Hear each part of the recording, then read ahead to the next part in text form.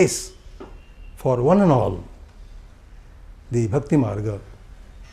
It is true that Shankara also praised Bhakti. We will see that. But ultimately his stand was philosophical. Is only jnana and nothing else. So I think that stand was challenged by others. And make that marga of transformation available to one and all, the different systems of philosophy emerged. This seems to be the background in which these systems emerged. I think we have to take note of it. So can we say, sir, that in view of Shankara, Bhakti was a step towards Jnana, but for them, Bhakti was the goal. Good. So Bhakti as a sadhana and Bhakti also as a sadhya. We'll discuss all these things slowly.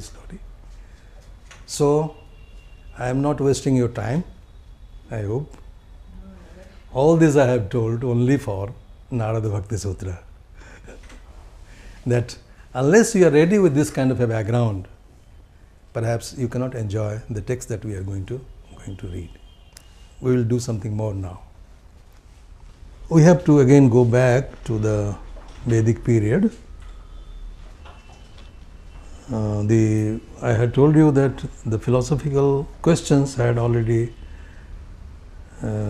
started to be raised at the Samhita period and slowly getting concretized in the Upanishadic period, philosophical inquiry. And very deep questions were being raised, and which has been put very beautifully by Shankaracharya, that kastvam koham kuta ayataha tattvam chintaya tadidam bhrata. So, who am I? Who are you? Kastvam koham. These are the questions which have not been answered even. And finally, and it will be kept on being answered, but inquiry had started long before. And you find this question of addressing this deep inquiry very much in the Upanishadic period. For that, if you look into some of the passages, for example,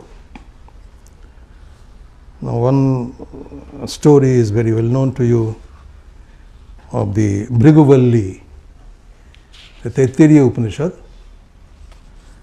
Now he wants to know who he is, what is Brahma. So the terms which are being used as one is the reality, and that reality is the Brahman.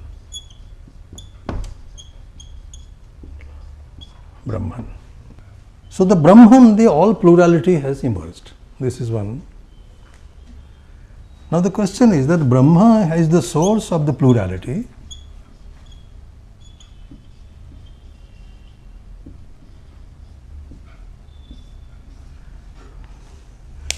This is the world in which we are living. No? This is the world in which we are living. And this is the source. Now, how this happened? That the one became many,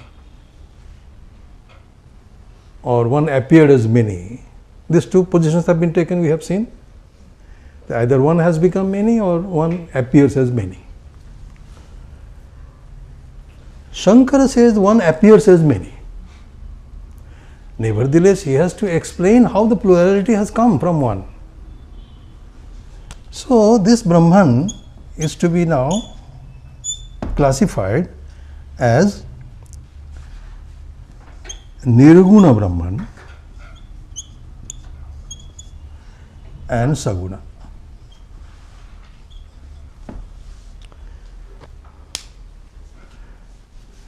If it is nirguna, it is shuddha.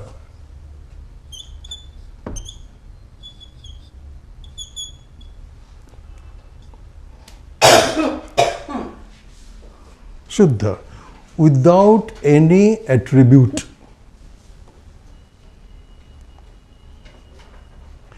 Nirdharmaka, no dharma in it, no attribute in it, attributeless Brahman is Nirguna Brahman. Nirdharmaka, dharma is attribute. So Nirdharmaka Brahman.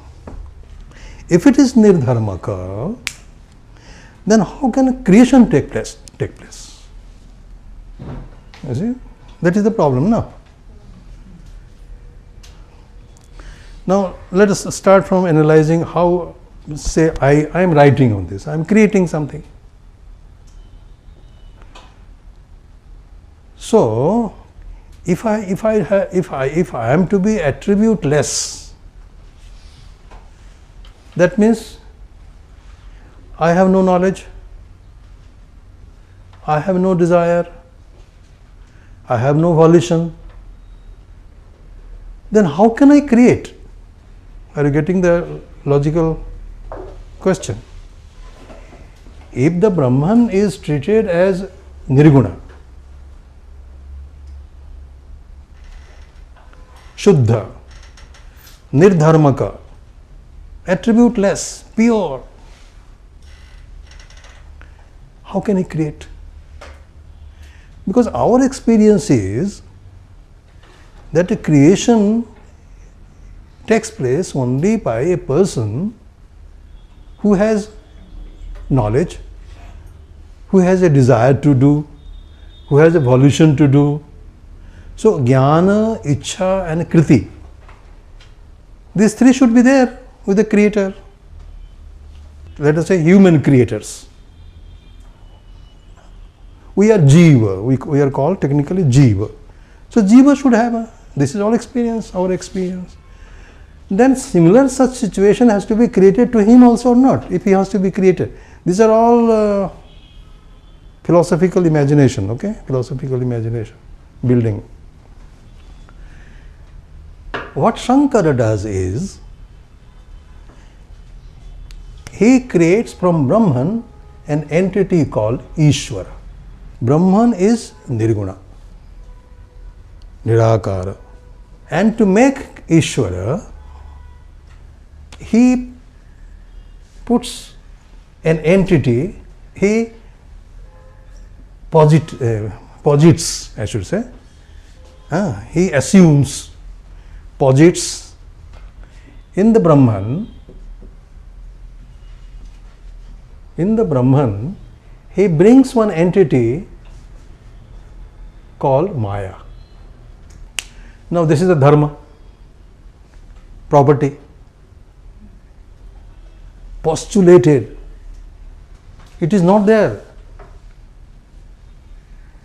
In this Brahman, there is no property at all. But in order to explain creation of plurality, I have to bring some property here to make him a creator. Are you getting me? This is the logic that he is preparing. Shankaracharya is doing that. So he brings Maya as a dharma of Ishvara, of Brahman, and that Maya Vishishta, that Brahman becomes Ishvara. But he says, he wants, so what I was trying to tell you is this, that Shankaracharya is trying to explain the plurality of our experience in the world.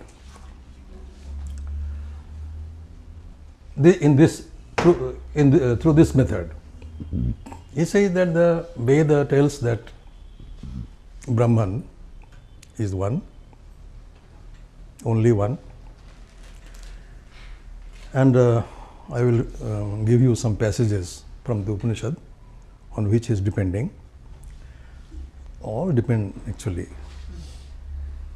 But he says that Brahman, that Brahman which is the original source of plurality, is attributeless. If attributeless, then the question comes, how can an attributeless entity, for example a table, can table create anything? Can table write here?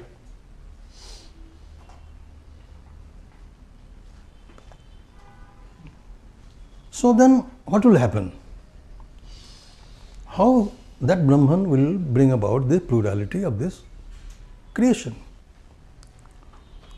Then he says, no, let us do one thing, let us create Maya. And Maya should be adhyastha in Brahman. Adhyastha I am translating as presupposed, supposed, posited.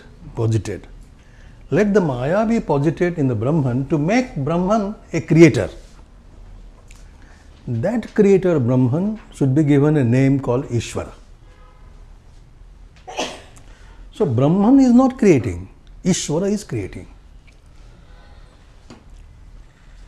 What is Ishvara? Ishvara is Brahman where Maya is posited to explain the plurality.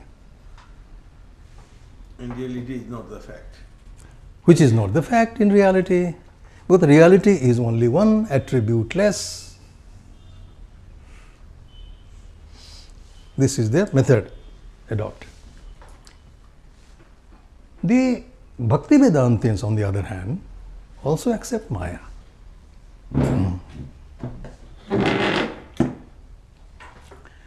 But in what way they accept Maya? They convert this Maya as the Shakti of the Brahman, real. It's not posited, superimposed, anything like that. So the Maya which has been accepted by Shankara in the Brahman is an entity which is not the fact. Are you getting me now? Maya is accepted by Advaita Vedantins and also by Bhakti Vedantins. Bhakti Vedantins, Maya is the potentiality of the Brahman to become many. So, Sarva Bhavana Samarthya.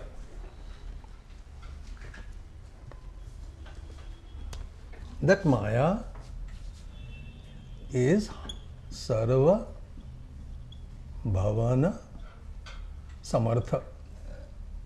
So, Sarva Bhavana Samarthya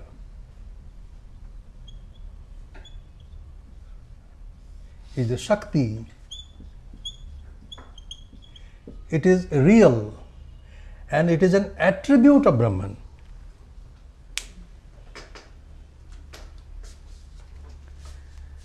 And hence, this is a Saguna Brahman.